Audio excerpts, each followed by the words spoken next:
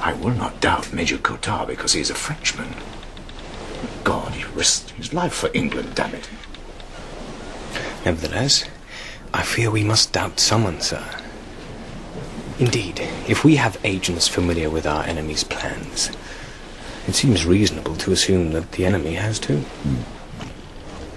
I'll make some discreet inquiries. In the meantime, I want you back watching Brest until I get the Channel Fleet to sea. You sail on the morning tide, first of the ebb. Aye, sir. Well, there's hours yet. Come on, finish your wine. I beg your pardon, sir. I had hoped to visit a friend before I embarked. A friend? A lady friend? You do know, Hornblower, that in time of war a captain may not sleep out of his ship without his admiral's permission. I hadn't intended to sleep, sir. Hornblower. I didn't mean... Well, permission granted. Thank you, sir. Well, maybe you won't sleep ashore for the next couple of years. Maybe more, if Boney fights it out. I certainly think he'll fight, sir. In that case, we'll meet again off Ushant. Victorious Wall. And beauty ashore. You, sir! What are you doing? What does it look like I'm doing? Oh. Sorry, sir. Oh, they're bankrupt, sir. Seems the old girl drank the rent.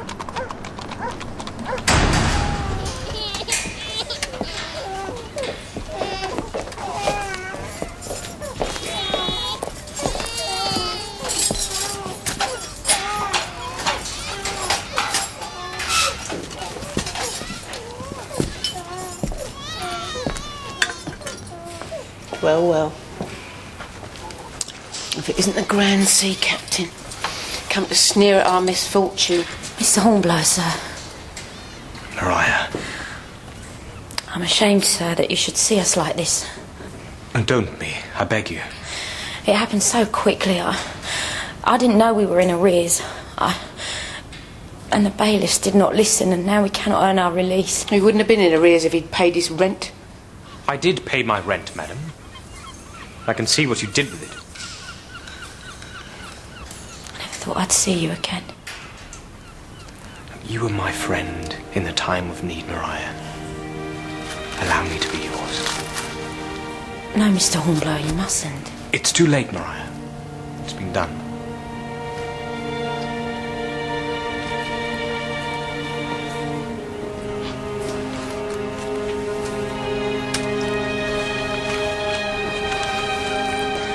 What to say? You could ask him what he wants in exchange. Mother! Say nothing. Just go and pay your debts.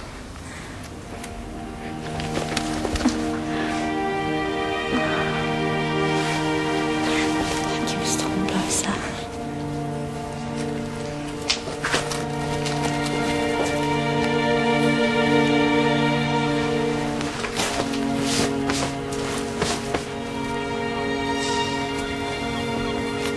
If Mr. Mason were here, he would not accept your charity. But he is not here, and seems conspicuous by his absence. He died, sir. Died of a king and country. He served in Hannibal at Gibraltar. I will not allow my Moreau to suffer as I have suffered, sir. Oh, you may be heroes to your ship, but then you are but dead men to your women. I can assure you. Oh, you can assure me, sir. Can you assure me that come the morning you will not be back at sea fighting death itself? Can you assure me of that? No, madam, I cannot.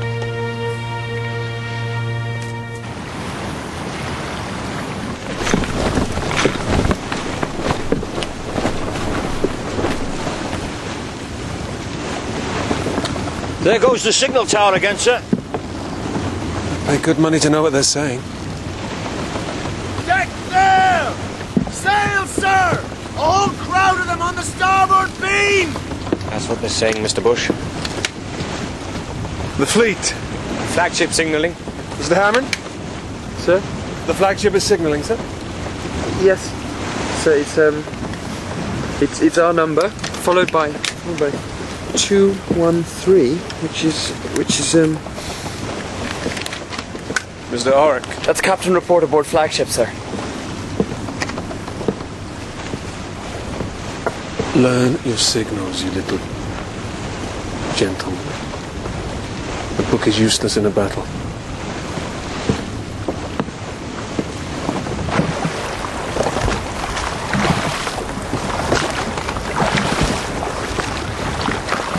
I've heard a fine dinner awaits a man aboard the Tonnant, sir.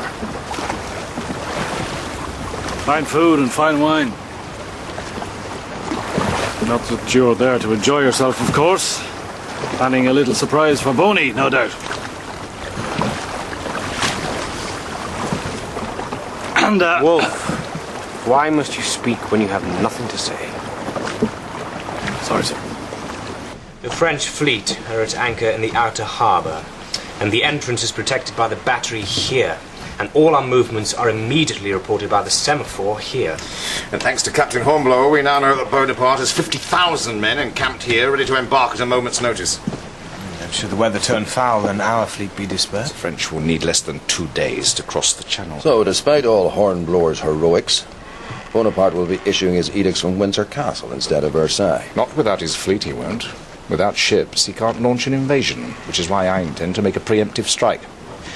Tomorrow I will lead the squadron into Brest Harbour and destroy the French fleet at anchor. We will have to do something about the semaphore and the battery first, sir. May I volunteer the Hotspur for a... God save us from young men eager for glory. Sir, I must insist that you send a more experienced officer. Insist, Captain Hammond? No, sir, it is I who insist that you listen to the plan. Captain Hornblower will indeed attack the semaphore with a small party and signal his success with a blue rocket.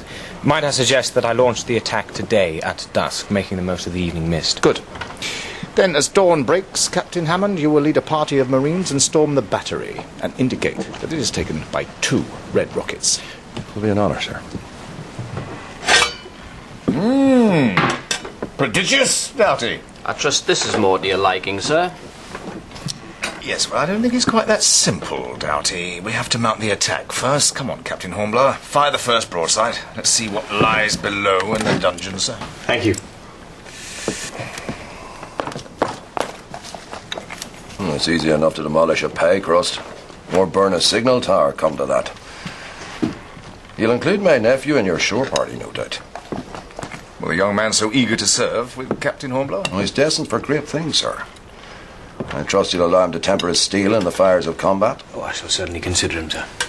Well, while you're at it, you might consider taking someone else. Your raiding party's going to need a good French speaker. And I know just the man. Tout est prêt, capitaine? Alors, Monsieur Bouche, vous restez ici avec le navire? Save your linguistic skills for the action, Major. Comme vous voulez. As you wish.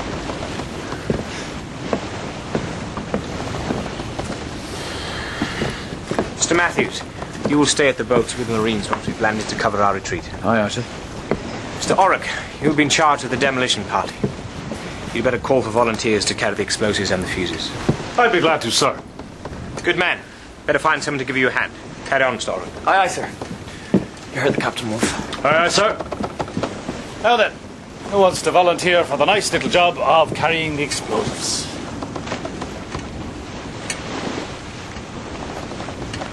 Mr. Hammond, report to my cabin. Come on, lads. Explosives are nothing to worry about. Unless you're careless. And your worries are over. You worried, Styles? Yes. Good man. Then you won't be careless, will you? You asked to serve with me, and you have. Should you now request a transfer, it will not reflect on your character or reputation. I don't want a transfer, sir. I don't know why you should think otherwise.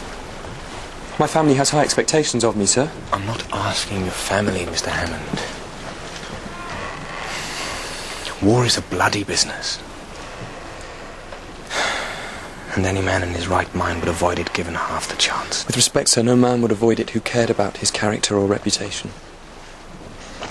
Please take me with you, sir.